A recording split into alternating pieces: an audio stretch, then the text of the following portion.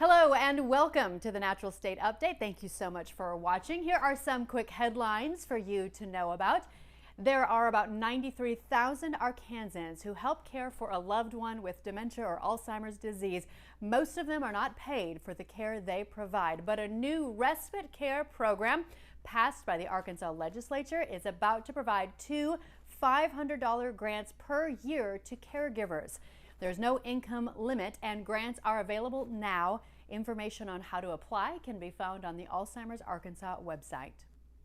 A new mobile app offered by the Little Rock Police Department will allow users to provide tips and video or other digital evidence in real time. The Your LRPD app will send real-time alerts out to residents who have registered an address near a 911 call so that they can be more in the know. Any tips, video, or other information captured by those near a called-in crime location can then be shared via the app. Sharing can be done anonymously, and two-way texting between a citizen and police officer is also possible. And Magic Springs Theme and Water Park in Hot Springs is wanting to add a campground and RV park. It would include cabins and be located on 50 acres north of the park. That land would need to be annexed to the city and rezoned. More studies are being conducted to analyze the feasibility of that proposal. On to our stories for this episode. Is anyone out there feeling overwhelmed, stressed, just down on yourself or down on life? The prevalence of mental illness, which includes depression and anxiety, is on the rise in Arkansas. According to the Kaiser Family Foundation, 37% of Arkansans struggle with mental illness, and that's almost double what it was just 3 years ago. One Conway woman is now doing something to not only help improve her own mental health, but to help others too. I opened FLOATspa because I needed it personally. Jennifer Smith was told by a friend that she should try flotation therapy. My hairdresser referred me because she knew my mental health state was deteriorating and I needed a recharge somehow. I'd been going to a therapist and talking, and it wasn't enough. I needed something else to kind of help calm the anxiety that I was carrying all the time. And the flotation therapy, the first time I did it, it was incredible. Flotation therapy is experiencing complete weightlessness by floating in a dense Epsom salt solution. It's the only way to remove all stimulation, even gravity. I definitely felt the effects for about 10 days afterwards. My mood was better. I didn't feel like I hated the world when I got out of bed. I actually was okay getting out of bed and going to work.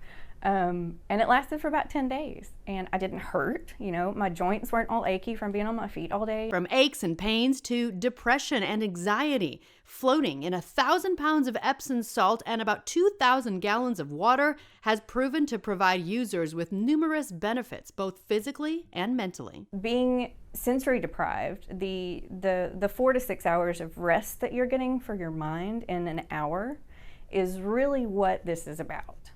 The focus of, and when I say rest, it's restricted environmental stimulation therapy. So you are getting what has been the revamped sensory deprivation. As a jiu-jitsu instructor, Tom Mullaney has found that flotation therapy has made a huge difference in his strength, energy, and how his body feels. For me, I think that we live in a world that we're so overstimulated and everything's, quick snippets, 30 seconds, this, that, and so when you're overstimulated and you're not able to remove yourself from that environment for any period of time, I don't think that your mind is able to balance itself, to catch up, to stay focused on what you're actually trying to accomplish. Mullaney also takes advantage of cryotherapy, which is also offered at FLOATspa Conway. 3 minutes in around -200 degrees, which promotes blood flow and decreases inflammation. The first minute, your body's just really acclimating to that cold. The second minute, I call it like the fight or flight. And so it starts shooting blood and oxygen into your muscles, which is what they need to recover, to reduce inflammation, to reduce swelling, to reduce all this stuff. And then the third minute, your body's kind of really starting to rejuvenate. It's really starting to kind of repair itself. It's starting to come out of that fight or flight mode. So it's nice, you know, and what I've found just since doing it is that my joints aren't hurting as much. When I get back on the mat, the stretching isn't as tough because I think the swelling in the muscles and the joints and stuff isn't as bad. So it's been great for the recovery aspect of just getting on the mats and training, getting on the mats and teaching. Those benefits are why both flotation therapy and cryotherapy are now being strongly encouraged in college level and professional sports. When Gillette Stadium was being built, Bill Belichick insisted that a flotation therapy room and cryotherapy room be included in the construction. So it's definitely something that needs to be in a professional athlete or an up-and-coming athlete's just routine self-care. Amateur boxer Jared King would definitely agree. A calm fighter is a dangerous fighter. And, you know, using this has helped me kind of drown out any noise or anything that may be there. And that allows me to tap into my highest potential as a fighter. So whether it's training, sparring, or an actual match, I can get rid of the noise that's there because I've already gotten to that state, that feeling that I was telling you about. You get that feeling, you can take that with you as you leave here. For Smith, she wants to share that feeling and help others feel better physically and mentally. I love seeing people come in and being unsure of how the process is going to go. And then when they come out, they're so happy. And if you're skeptical, don't worry. Most fanatics and now weekly users were once skeptical too. Bringing someone along with you to say, hey, try this with me. This has been working for me. That's what I do to refer to people like, hey, like they've been seeing me fight. What do you do to recover? Man, I go to the FLOATspa and I pamper myself. You know, I treat myself well because I'm working really hard. And you want to recover hard as well. Keep an open mind. The first float's always weird because you don't know what to expect. And your body doesn't know what to expect. Your mind kind of reacts oddly sometimes. So the first float's always kind of strange, but definitely keep an open mind. FLOATspa Conway is located on Salem Road in the same center as Moe's and is open 9 to 6 Monday through Saturday. Well, it's been over 2 years since COVID started impacting our lives, mostly in negative ways. But Jason Peterson wants to tell you about a bright spot he has found born out of the pandemic. Thanks, Christina. Joining us on the Natural State Update is Allison Bond. Allison is a 25-year-old young woman who lives in a little town just southwest of Fayetteville.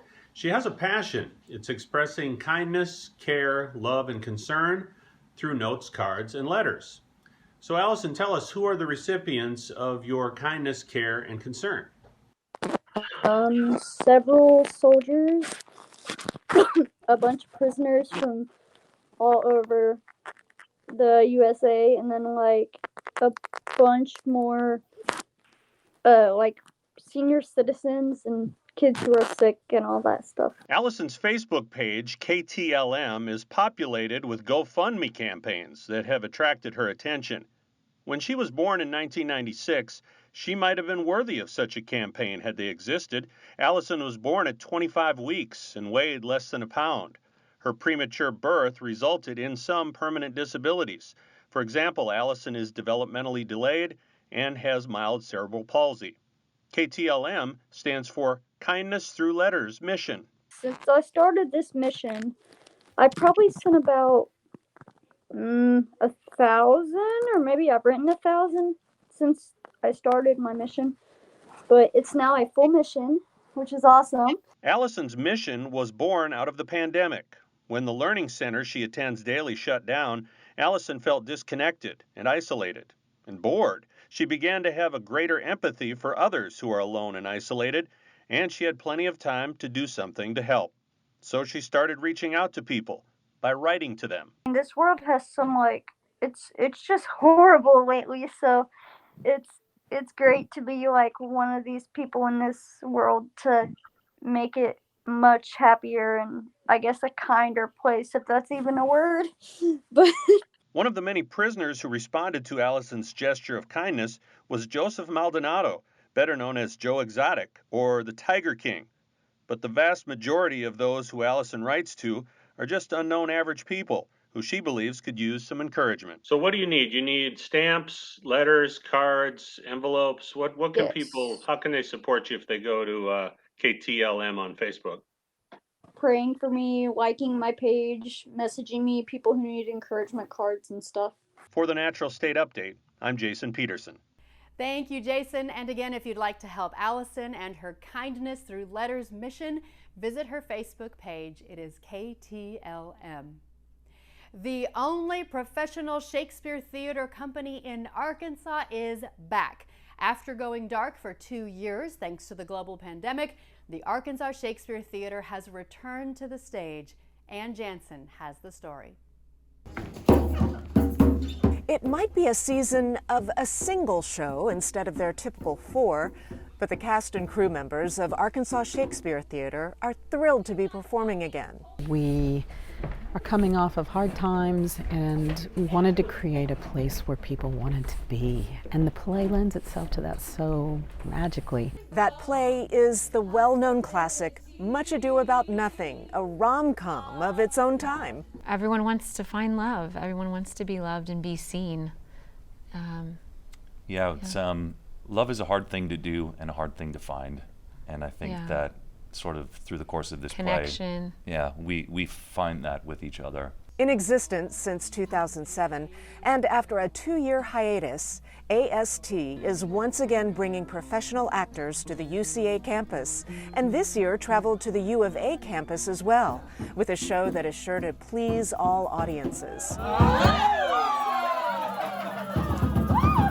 Just came out of a pandemic, so anything that has a love story to it, I think is pretty nice right now. And live acting, just being in person and not having to wear a mask and seeing people's faces and expressions live and in person is just such a deep and really beautiful experience to be able to feel that connection with the audience and vice versa. So. The professional quality combined with a higher education backdrop offers an incredible opportunity for theater students. For me as an undergrad student at UCA, it's been very beneficial in the way that I've been able to experience professional theater again, as well as experience performing with other people who are on their journeys in grad school, and that is like a facet that's been very, very influential for me as someone who's in my undergrad. As for why you should go see this show, I think it's accessible.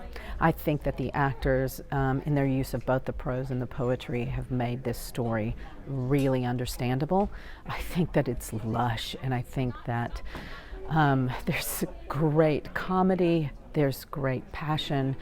It covers the gamut of genre and tone. People should come see the show because there's lots of highs in it, there's lots of lows in it, there's lots of emotional roller coasters, but in the end it's a loving, endearing play, and you're going to walk out of here feeling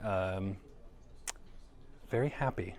People should see this show because the world is happening at a fast pace and everybody is feeling alone and they're feeling like human beings can't love each other, and people need to understand that love in the world still exists, and they can come here to see Much Ado About Nothing, where we explore all the possibilities of how it can exist. For the Natural State Update, I'm Ann Jansen. Much Ado About Nothing will be performed at UCA's Bridges Larson Theater in the Snow Fine Arts Building June 30th and July 1st at 7:30 p.m. and July 2nd at 2 p.m. Scott Inman is out this week, so for our financial information, we go to John Shrewsbury. Today on the Fastest 4, we take on some tough questions from one of the toughest bear markets we've seen in a while. Hello, everyone. Scott Inman is away this week. I'm Gen Wealth co-founder John Shrewsbury. Now that the bear market seemingly has everyone's attention, the natural questions surround when and how the negative returns will go away. Seems like a simple question, but the answers are anything but easy. One culprit of this bear market is the reemergence of inflation. Record inflation levels as high as 8% on an annualized basis dealt a shock to the markets, apparently drawing the bull market that started back in 2020 to a close. Now, logic would lead one to believe that if inflation is controlled, the markets will settle down. The Federal Reserve Board is attempting to tame this sudden outburst of inflation by raising interest rates, believing if they raise the cost of borrowing, people will spend less money, thereby forcing prices to come down. This is a theory that the Fed has not used in many years, and the jury is still out as to whether that theory will actually work. Some economists believe it's not the cost of borrowing, I hear that to say the level of interest rates, that needs the Fed's attention. Those economists point to the amount of money in the economy, also known as the M2 money supply, as the real measure that the Fed needs to be paying attention to. The supply of money in our economy has increased by 29% since COVID in March of 2020. And the banks have begun lending out their massive reserves instead of keeping them at the Fed. Now, these two factors have flooded the economy with cash. At the same time, we all know that things like cars and computer chips became hard to come by during the pandemic when the supply chains shut down. This set up a classic situation of too much money chasing too few goods, which has led us to the current bout of inflation. Some experts believe that the recent Fed rate increases are not nearly as important as what the Fed might do with the potential tightening of the M2 money supply. There is a belief that simply raising interest rates will not lead to less money in the economy. That belief holds that the Fed must actually tighten up on the money faucet in order to reduce inflation. If we find out, we will find out, that is, when the Fed is actually cutting the money supply on June 28th. That's when the latest M2 supply figures come out. For now, all of that is a lot of geeky stuff and theory about the economy. But here's the bottom line. As long as consumers are willing to throw money at things that they want to buy, those who have those goods will continue to raise the prices. That's called capitalism. And there are some signs that the high demand for goods is beginning to turn around. Remember the bidding wars for houses that's been going on across the country of late? Well, the higher interest rates and sky-high prices for existing home sales has dropped the number of sales for the fourth month in a row. That could signal a slowdown of the red-hot real estate market, which is a major driver of economic activity. Now, let's talk about the stock market itself. Our partners at LPL Research say that they don't know exactly when the bear market will end, but they believe that we're getting close to that point. They observe that unlike the severe bear market of 2000 through 2002 and 2008 and 9, today's economy is in a much better shape than during those times. They believe that could help to keep this bear short and less angry. While the research team is not ready to signal an all clear for equities just yet, they still believe that the last half of the year could be setting up for some nice gains. Only time will tell. That's this week's Fast as 4. Thanks for listening.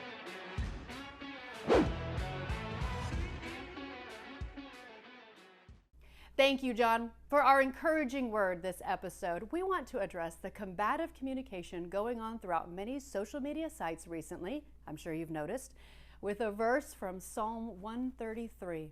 How good and pleasant it is when God's people live together in unity. For the Natural State Update, I'm Christina Munoz.